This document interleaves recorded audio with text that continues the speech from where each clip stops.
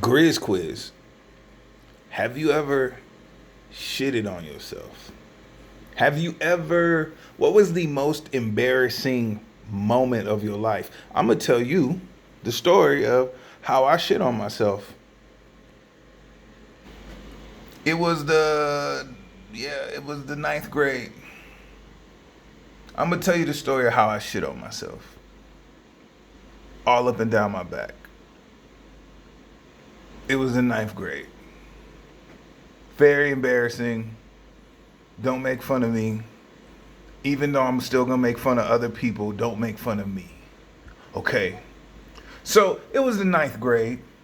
Where does this story begin? Ninth grade, I was a fully grown man, much like I am right now. However, the day before, my stepmom's stepdad and me and my stepbrother, who I call my real brother, he's 1,000. You know how we do. You know how black people is. But anyways, my mom's dad took us fishing. We go fishing, catch a bunch of crappie, sunfish, catfish, largemouth bass. Come back home, clean them up, fry them.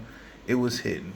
My little brother, my stepbrother, but my brother, we historically hated each other.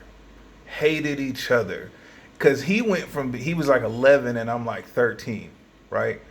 We hated each other. And because all of a sudden I'm the older one, he has to challenge me time and time again. And we got to this, it's weird. We got to this weird place where we got cool with each other and then we loved each other. Shout outs to you, Isaiah. I love you. I miss you. And so, but we just got really cool. I think we both realized, we cool and we were allies. And so, um, anyways, we got to this place where we would just dare each other, and it was how we were earning each other's respect. He would dare me to do something, I just do it. I dare him to do something, he would just do it, and it was back to back, back to back. Well, one day after us fishing, eating all this fried fish, and Granddad would make this stuff called easy orange cake, which was fire, right? It was like mandarin oranges in cake. I don't know how to explain it, but it was fire. So we opened a fridge to, like, I don't know, put food away, and I look at the bottom and there's this big half-gallon bottle of like dressing. We got all these veggies on it and stuff like that. And I'm like, all right, cool. I'm like, what is this? And he looked at me. He was like, I dare you to drink it. And I'm like, okay, cool, bet. So I did. I picked it up, twisted the top. You ever notice how like something's so old when you untwist it? Not only does it go kind of decompresses like a football or something, but it was like crispy crumbles, like eye boogers fell. That's the eye booger stuff.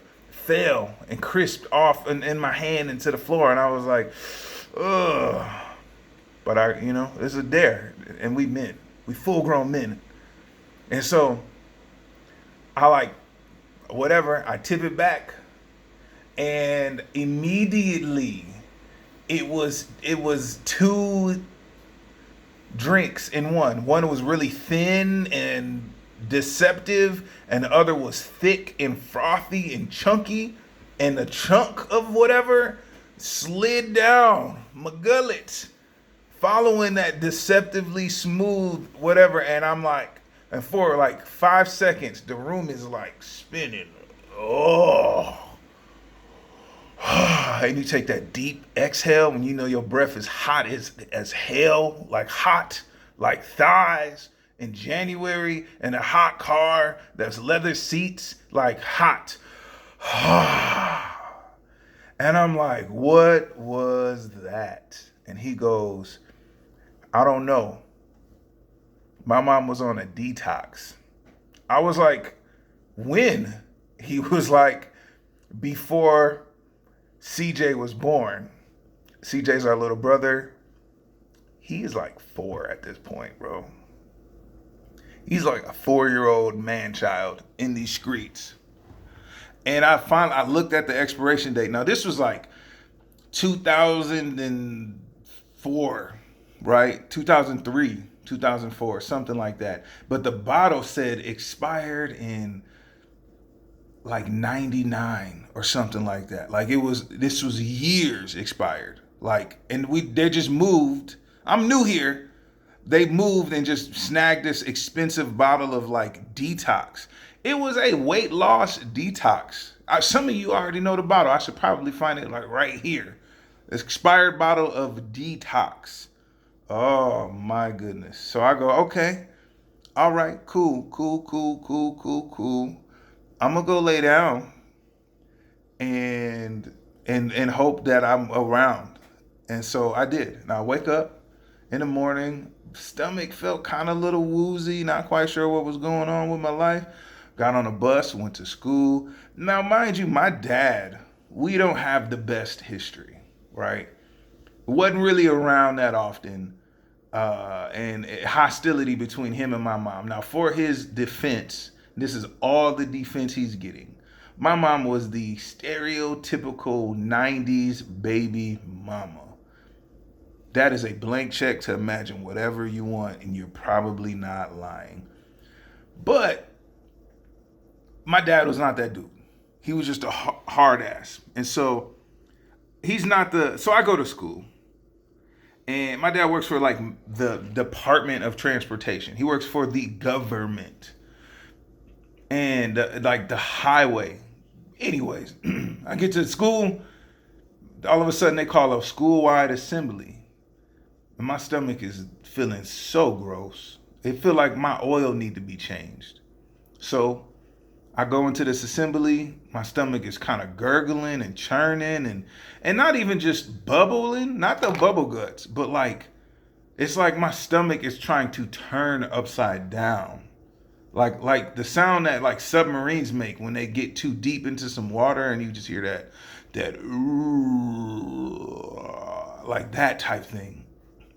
And I stand up, I try to go to the bathroom, I'm looking in the mirror like, bruh, I don't know what's going on. So I just go back to my class. Now our school had this open floor plan. Just an open floor plan. So as a freshman in high school, you pretty much could see all the way over to the seniors and to the juniors and sophomores. Pretty much. There was like some dividers, but there weren't walls. And we all had desks. It was like working at like a bank or something or a call center. So I just go back to my spot where there's nobody. I leave this auditorium, go put my head down. I grab this trash can because I'm like, I know I'm about to throw up. I don't know why. And I hate throwing up. I'd rather be sick for like 5 days than just be throwing up because one, it's like coming out your nose, and two, your like chest is burning, and three, you can't breathe. You know what I mean? Like you can't breathe. Like does your heart stop while you throwing up? While you throwing up? So, anyways, I drag this big old trash can and I sit at my little desk and I put my head down on this trash can and I just fall asleep. Fall asleep. And that day I was wearing these like a whole Sean John outfit. Now this is before we knew Diddy was out here diddling inside other people, uninvited and he wasn't giving consent. He was breaking and entering, okay? But it was before that. And now that I talk about this outfit, so it was these rip away Sean John pants. It was a gray fit, and I had these dope gray like pony shoes, and the whole fit was just gray. Early 2000s, like 50 Cent was like the thing. G Unit was the thing, bro. But I don't know why I had a Sean John fit with rip away pants. Now that I say it out loud, it does sound very diddly. I'm gonna be real, but I was a 13-year-old grown man, so you couldn't really tell me nothing, right? So I wake up to myself throwing up, all up in this trash can. And I'm like, dang, okay, I gotta get rid of this trash can, dude. I done puked out yellow, foamy phlegm something. Like, it was bad. And so I throw the trash can away. Like, I'm thinking I'm being slick and like walking over to the seniors area and just handing them a trash can full of throw up and then swapping that trash can out for like hours and whatever. I'm thinking I'm being slick, and I'll kind of walk back. I like turn back and look at my chair, and there's like shit all up in my chair, and I'm like, no. Lord Jesus, please be a refugee camp, homie. Save my soul. There's like yellow, jello-y, thick pancake battery. You know when like the pancake batter kind of separate from the butter? You know what I mean? Like that's what. And so I'm like, oh no. And at any moment, this auditorium can empty out and people will see me standing there in the situation that I have caused. Oh, Lord. I would have to switch schools. I would have to leave my state. However, it was in St. Paul. And so weird stuff happens like that all the time in St. Paul. I'm just going to be real. This wasn't in Minneapolis. Not only was it not St. Paul, it was like a little Canada. You know what I mean? Like people drive snowmobiles in this area. There's like trailer parks in this area. Like it wouldn't be that bad, but I probably shouldn't even. Moving forward. So I start to kind of waddle past the auditorium, hoping don't nobody see me out here dripping in my own guts, my gut liquids. Go to the bathroom and I start peeling off clothes one layer after another, checking to see what got hit, what didn't get hit, whatever. And I don't know how it is God's gracious glory on my life that none of that like liquid yellow got on my clothes. I don't know how. I had to throw my drawers away though. They were the sacrifice. Them rip away John pants came in clutch to just unbutton them sides, but it was them drawers was gone, and my drawers was matching too. It was matching the fit, the socks, everything. I had a bandana, a gray bandana. Oh my goodness, I looked like a gray newspaper. Right?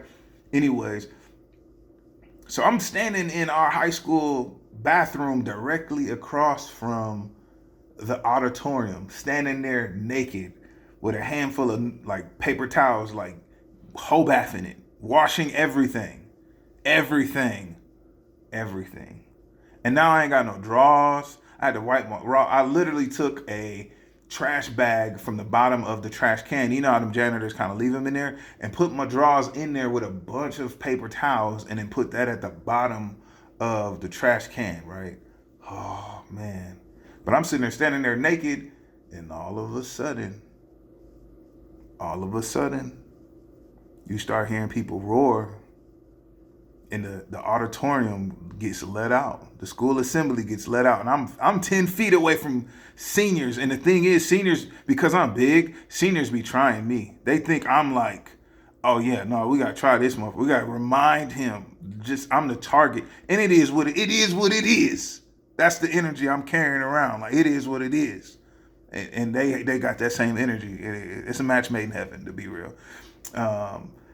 And so all of a sudden the auditorium get let out, and I'm standing there naked with paraphernalia of a massacre in the bathroom. And I'm like, oh, so I kind of got to waddle into the like handicap stall, and I'm just standing there while people coming in and out, and and I'm just like, okay, what do I do? And like after like moments of, and somebody kind of knock on the door and open it and jiggle it, and I'm like, if I say I'm in here, they know I'm here. They could connect a name to the scene of the crime, you feel me? But if I don't say a damn thing, they're gonna keep banging. And you know how high school toilets is. You can't take a shit at high school. You can't. You cannot. It is illegal. There's niggas with felonies right now serving life sentences because they decided to just take a little poop squirt at high school. It'll never be the same. You know the type of therapy you'll need? The type of trauma therapy you need if you attempt to take a shit at a high school here in America. So I ain't say nothing. I didn't say nothing. Just jiggle the knot. Oh no, this lock, bro, it must be broken. And they just walked out. And after like 3 minutes, it was just silent. Just calm, silent. And in my mind, I'm like, nah, it's too good to be true. It's too good to be true. If I walk out this little doo-doo chute right here, this little stall, lo and behold, there could be a little like Asian kid or some Mexican, some immigrant could be standing there like, oh, mijo, and like snitch on me. I don't know why it had to be an immigrant. I'm sorry for that. But it really could. I'm scarring somebody. And you know what? that would actually not be the worst case scenario, right? You remember in that movie when that dude survived Godzilla and he was trying to tell him Godzilla, like that scenario. He like, nah, homie, I don't know what you're talking about. That would I don't know. I don't know. Clearly, he's disturbed. Something happened. So, anyways, I ended up pulling my like gray beater down over my drawers, like where my drawers should be. My beater became drawers that day. My like one of them, you know, Meg Thee Stallion when the hips is all cut out. And that's why I had to sacrifice my beater and pull it down over my clothes, over my drawers and my other parts. I'll say that because I ain't trying to get demonetized, but I pulled it down and then put the Sean John pants over it and buttoned them up, so I'm not just out there free balling and dangling and swangling, and you know, in the ninth grade. You know what I mean? And you kind of, when you got ninth grade, when you got seniors for ops in the ninth grade, you can't be walking around free balling. You can't. That's not how life works. You got to have on drawers if you plan on, if it's on site between you and like 5 seniors, you got to have drawers on. And you can't have some rip away pants. You can't have on some rip away pants and have ops. And so if it was any other day, it'd be on and cracking. But today is not the day. So I'm pulling my beater over my pants, and I'm buttoning these bad boys up, and the little Sean John, you know, baseball fit thing I got, I just buttoned that thing up to the neck. Not a nipple was showing, nothing. And I just walked back to, I was like, looked in the mirror, hey bro, lunch is in an hour. After that, you got 4 more hours of school, bro. From here to bus, you got 4 more hours. You can do this. You can do this. But the trick was pretending you still had that energy in you, even though you didn't have that energy in you. You know what I mean? You had to act the same with the females that was feeling you. You couldn't slip a beat. You couldn't act like you had a tummy ache. Don't know girls. Back in my day, girls don't want a nigga with a bubbly gut. They don't want to. You lose all your hoes if they find out they pimp got gut issues. Okay, you will. It was a tough, and not only that, your ops, if they feel like they see an opportunity to try you, they trying, they opening that asshole and stepping inside, but not over here. So you got to walk around with that energy, like it's whatever, bro. And you do. I'm willing. I'll fight all you niggas with my dick hanging out in this bitch. I'll throw a table across the room and it'll be something, nigga. That's the type of energy you gotta be on. You gotta be willing to fight 4 niggas with your dick dangling out there like that, flopping and flipping while you flipping and flopping motherfuckers. Moving on. So, yeah, that was it. The rest of the day was actually quite delightful. I mean, it was just, I was kind of, you know, once you get all that like the toxins out your body, it's actually a quite decent day. It's actually a quite decent day. You know, I get home later that day. My dad wouldn't have called home. You know, the teachers, hey, yeah, little Grizz has his stomach in it. Hey, okay, good for him. That's, my pops ain't coming to pick me up. Nah, not at all. Not working. It was moving forward. Get home. Me and my brother, we get to talking. He's like, I was like, bro, what the fuck did I drink, dude? It was she was trying to do weight loss and then she got pregnant. Oh, okay. And I told him what happened. He was like, bro, you didn't like call her? I was like, this nigga ain't picking me up, bro. That goes into some more trauma that I ain't.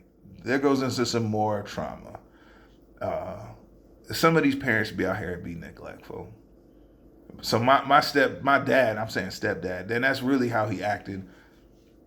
He was so resentful at my mom that's something he took out on me. I'll leave it there. Anyways, what's an embarrassing story you got? It's been a Grizz quiz.